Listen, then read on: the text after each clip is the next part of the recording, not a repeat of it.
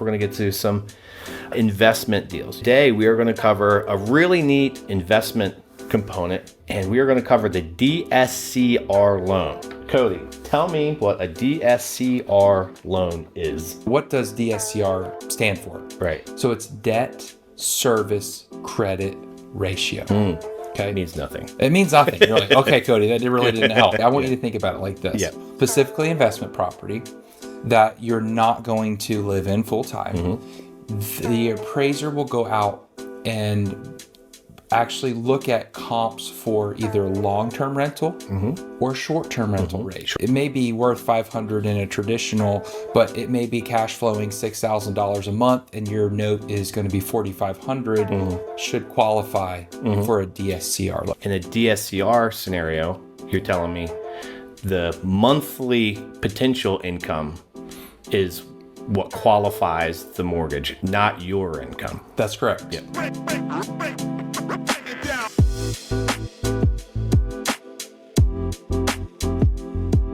Welcome to the Anchored Real Estate Podcast. We are glad to have you with us.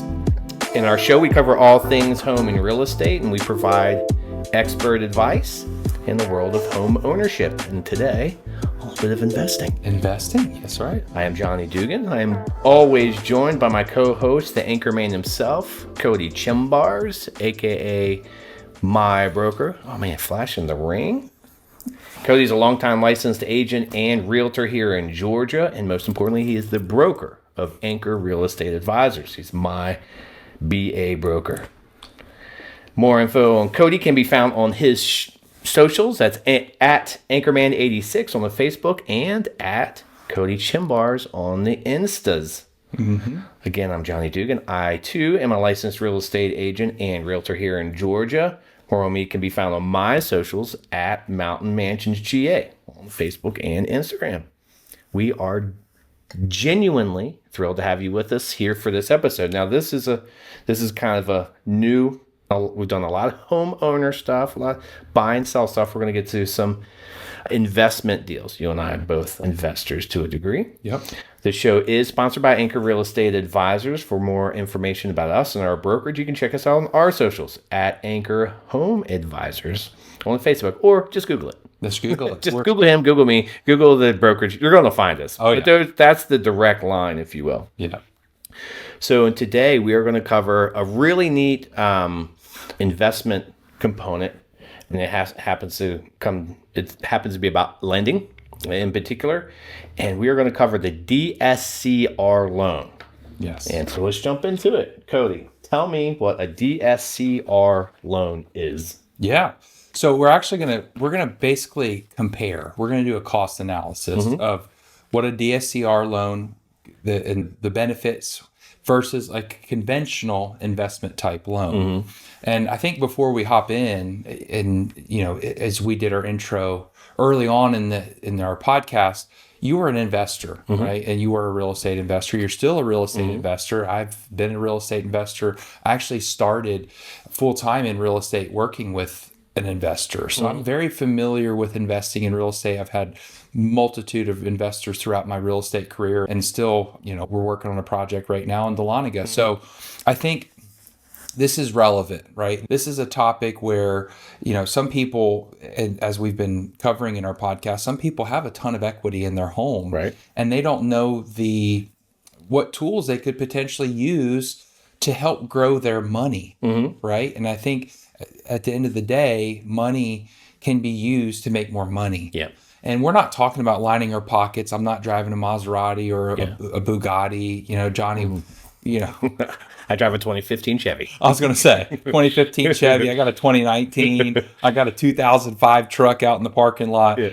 It's not to line our pockets, but at the end of the day, as believers in Christ, we have been given to multiply, right? We've been given to increase, and not for our own benefit, but for the kingdom of heaven. Right. That's why we share this. And that's why we do that. So if you were unaware, we are unashamed of the gospel. Yeah, amen. Anchor Real Estate Advisors. But what does a DSCR, or what does DSCR stand for? Right. So it's debt service credit ratio. Okay. It means nothing. It means nothing. You're like, okay, Cody, that really didn't help. Essentially, I want you to think about it like this. Yeah. Essentially, I could go buy a property, and versus a traditional appraisal where an appraiser is going to go out and appraise. Specifically an investment property. We're talking about. That's correct. Yeah, I got ahead of myself. That's all right. Specifically investment property that you're not going to live in full time. The appraiser will go out and actually look at comps for either long-term rental or short-term rental rates. Short-term rental is real popular up here in the little mountain towns. That's right. And so the appraiser will look at it in almost a different aspect. And so as long as this property appraises it for the monthly rate or a short-term rate, it'll approve and you'll be able to go through with that loan. So it's a little bit different from, it may be worth $500 in a traditional, but it may be cash flowing $6,000 a month and your note is going to be $4,500, should qualify for a DSCR loan. Yeah. So traditionally, you go in, you go, hey, I want to buy an investment loan. They go, okay, how much money do you make? Yeah. And you go, this is how much I make. And you go, well, you have another house and you have a car payment and these things. So all that counts against you in trying to qualify for another, for another home.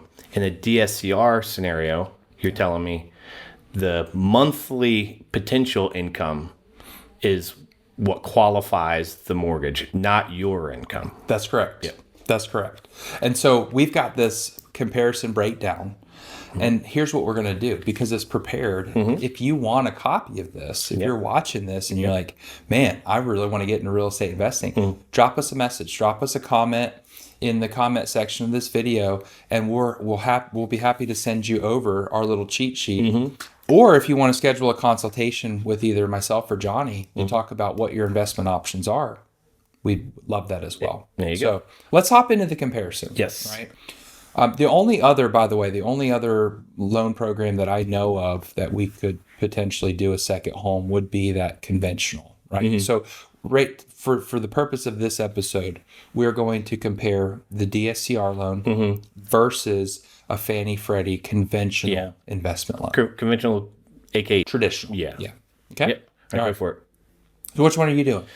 Should have worked this off camera. all right. I'll do the conventional side. You give me you'll do the conventional. goodies on DSCR. Okay, so we're just going to start with income. You're like, well, how much do I need to make? Yeah. The beautiful part about DSCR, a DSCR loan specifically, there's no personal income docs. So you're not having to submit your past 1099s, your 2 years of W-2s. Yeah. It's just looking at the property itself. Yeah, the potential of the property. Yeah. So what is conventional? Yeah, full income documentation required, tax returns, W-2s, pay stubs, and that's 2 years generally. So again, you're trying to personally qualify, and I've recently gone through this, but yeah, it's the drudging through all the personal stuff. And the truth of the matter is, you could be an investor who you state your income is relatively low, but you could have a high cash position, or you could have other components, other businesses or whatever, where your personal income just simply doesn't come into play. Right. Yeah, but traditionally, you're going to have to submit 2 years worth of full income documentation on a traditional. Right. Yeah. Right. And so for underwriting, you're there for the DSCR portion, they're looking for the property cash flow. So basically they're looking for a ratio.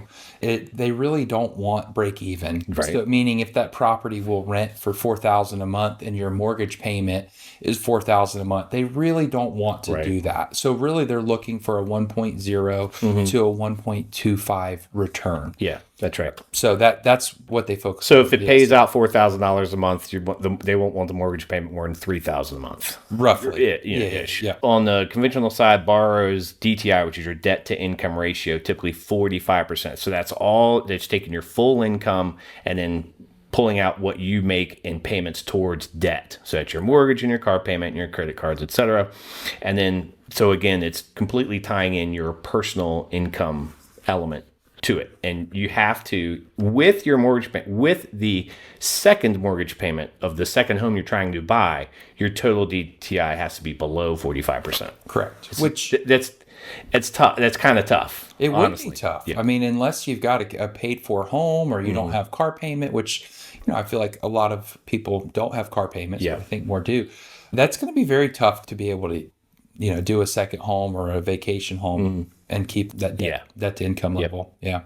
So the ownership structure, one of the cool things about DSCR is you can close with an LLC. That's right. Most investors are going to be putting a rental home into an LLC anyway for a liability perspective. Right. But yeah, otherwise you're closing in your individual name. Right. And that's just, it's a liability thing. Yeah. You can do a transfer later out of your personal, but then you're triggering another transaction. Right. Yeah. Yeah. Yep. So the credit requirements, because, a lot of people are like, well, I may not have, perfect credit. With a DSCR loan, it's very flexible. Typically, they're looking for a mid-score around the 660. Right. So very attainable. Yeah, 660 for an investment loan, 700 plus. And again, I just saw this fairly recently, and that's legit. There was an issue with credit, and I saw they had to pay off some debt in order to get the credit score up. Right. To get it over the 700. So, and my understanding too is that you have to show your credit score, but it doesn't go on your credit. Is that right? For the DSCR? Right. Yeah. Yeah. They're not looking at you as a borrower. Obviously, the underwriter is going to take that into account. If you've got a 500 credit score, Right. typically that is not a Shouldn't be responsible buying borrower. real estate. Right, because you don't want to default. Yeah. So the loan purpose for the DSCR, again, we're typically seeing this for cabins, lake houses. I mean, I think we helped close to a dozen investors last year. Yeah. With with specifically a DSCR loan. That's right. But it's a purchase or a refinance investment property. So what is the purpose of a conventional investment loan? Yeah. So 1 to 4 units. So that's single family residence. So the Fannie Mae considers 1 to 4 units to still be single family. Anything above that, and then you're in an apartment type situation. Yeah. But it's interesting that the 2 to 8 units on DSCR. Right. Yeah. So you could do single family rentals. And I asked Alicia, who's with Johns Creek Mortgage, she's in her office. Yep. And I said, can you do a long-term rental? And she said, with a DSCR, she said, absolutely. So you could do the single family rental or the single family rental. You could do the condos, 2 to 8 units, and short-term rentals are allowed with DSCR. Now, the short-term rentals is kind of the funny thing, but they do the same analysis on it. They say, hey, if it can rent for $250 a night, and on average, this area of rents for 10 to 12. I mean, the data's out there. It's pretty amazing how they can look it up and figure it out. And then they just run the numbers accordingly. So even though it's not this if you're doing a long-term rental, you can somewhat determine, I'm going to get $2,800 a month every month, of course, unless they default. But, DSCRs or short-term rentals should say are generally seasonal, but the bank will take all of those variables into account and consider a qualification. So bottom line is DSCR does function for short-term rentals as well. Yes, absolutely. And for loan limits, a lot of investors are like, well, how big of a property can I buy? Yeah. With DSCR, you could go 3 to 5 million plus, depending on the lender. Yeah. For conventional standard conforming limit. So what's the jumbo limit right now? Eight under 8. Yeah, and then you go super jumbo. I mean, you can get up there, but it turns into a whole different ball game when you get to the higher numbers. Right. And then for the down payment, this is another big thing, right? And I talked to Alicia, and she said typically the first one, if you've never done a DSCR loan before, maybe you've never been an investor, they're going to look for about 25%. Yeah. But typically after that, you're looking at around 20% to put down in order to buy your next. Yeah, which essentially is the same as a traditional loan. It says here as low as 15. I've never seen 15 personally on it. So the 20 to 25%, the bottom line there is between DSCR and a traditional loan. The down payment's about the same.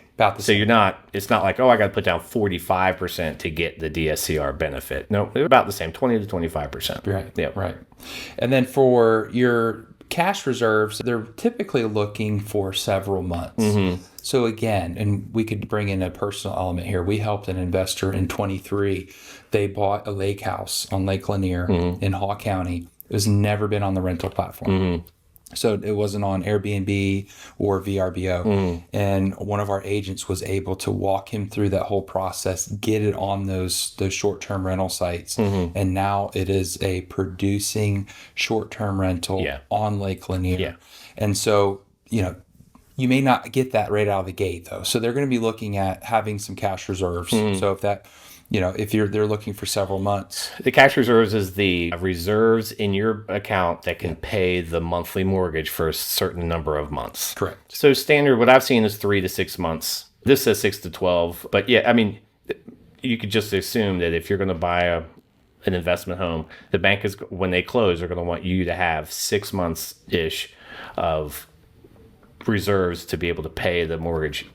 If for some reason the rent doesn't come through. Right. Yeah. Or if it takes a while yeah. And then here's the beautiful part about DSCR. Okay. It's super fast. And there's no loan estimate. There's no closing disclosure waiting period, because if you're doing traditional, you've got to wait 3 days. It's called TRID. And there's not a 30-day close restriction. Yeah. So, I mean, it's really, once you get that through the due diligence, the inspection of the property, making sure that everything's good, you're going to send the appraiser out there. They're going to check the values for the rental. Yep. And then from there, you're ready to go. Yeah. So what do we need for conventional? Yeah. Well, you've got you got standard disclosures and waiting periods apply. So we have waiting periods and disclosure periods, and they're statutory within the state.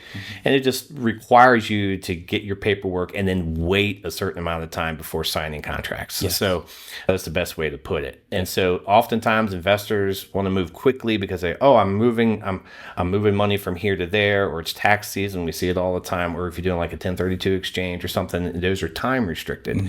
And so you identify the property, you just want to move on it and go. And the DSCR kind of jump steps a couple of those statutory waiting periods. Yeah, it definitely expedites the process. Yeah. And then, what we've seen is this DSCR loan is best for investors with multiple properties, self-employed, or LLCs. Yeah. One of the big things that I did not mention, and I know we need to go back to conventional, but you cannot use the DSCR loan to purchase a primary residence. So you must have a primary residence. Yeah. Must already own and Correct. report, if you will, a primary residence. Correct. Yep. The last here is the conventional is best for a W-2 borrower. Or W-2 borrower basically means I get a paycheck, I've got a decent salary, and I can afford a second home, or I can afford an investment property, and I can just show you my pay stubs and my pay history. Right. And so on that side, it's not a bad product. But if you're an investor, especially looking to do multiple properties, that's where the conventional gets tough, because they're going to say, all right, you make good money, but you don't make enough money to have 5 mortgages.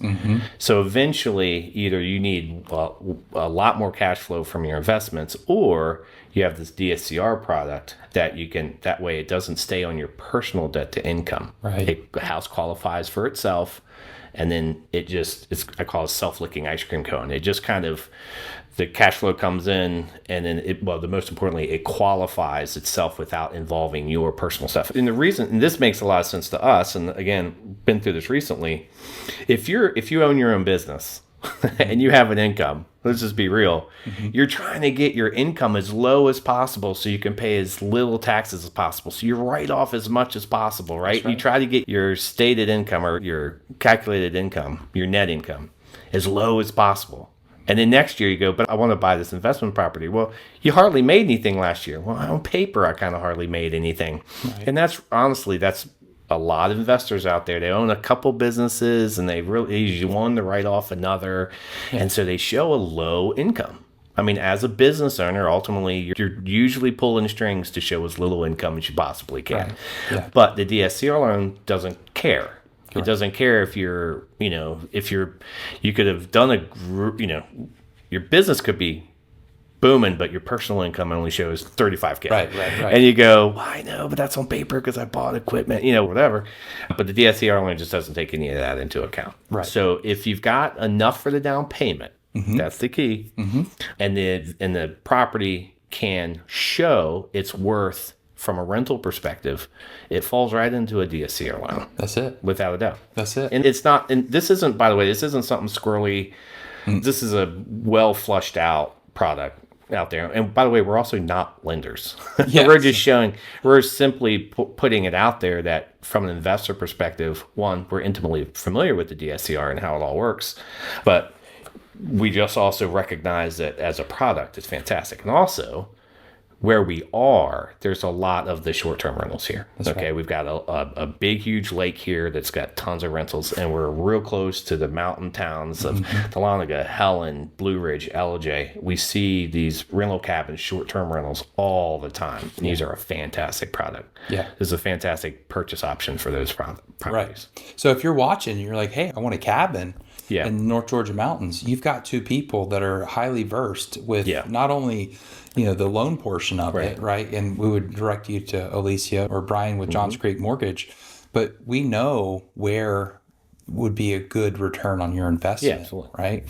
And so, if you're watching this and you're like, hey, you learned something, drop a thumbs up in the comment section because, we're not here to promote you to do something that you can't afford to do. That's right. But if you did not know that this product existed, and a lot of my investors did not. A lot of my investors were clueless. And I was honestly clueless until a few years ago when we met up with an investor that was doing this. And I was like, how are you doing this so much? Because he was buying at scale. It wasn't just one and done. He was buying 2 or 3. And he told me about this loan program. And it was eye-opening. Yeah. Because I was so traditional in thinking, I've got to have 20%. Yeah, got to have 20%, and my income's got to be a certain amount. Yeah, and it almost feels unattainable, unreachable. Yeah, absolutely. And now, we've got this product that, like you said, it's been tested, it's been tried. Now, caveat, okay? It is a little bit higher on the interest rate. Yeah, you can expect that. It's about half a point. Yeah, half a point to a point higher, percentage than what the current market is averaging. But again, you just heard all of the differences. You're looking at a property qualifying versus looking at us personally financially. Yeah, and so I think that it carries its weight in gold, if you will, because if I'm strapped and I've got multiple investment properties and they're all in my personal name and I want to go buy another one, but my DTI, we just learned that it's got to be, you said 45%. I wouldn't be able to qualify for that. Yeah, that's right.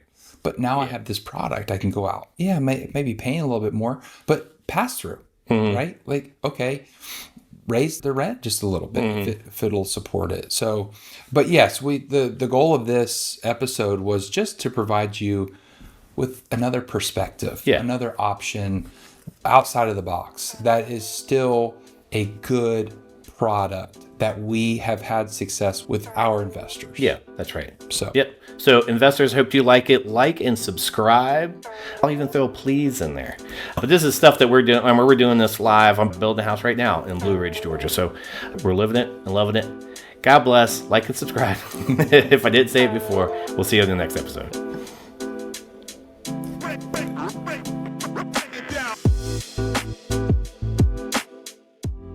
Yeah, we good. We Gucci.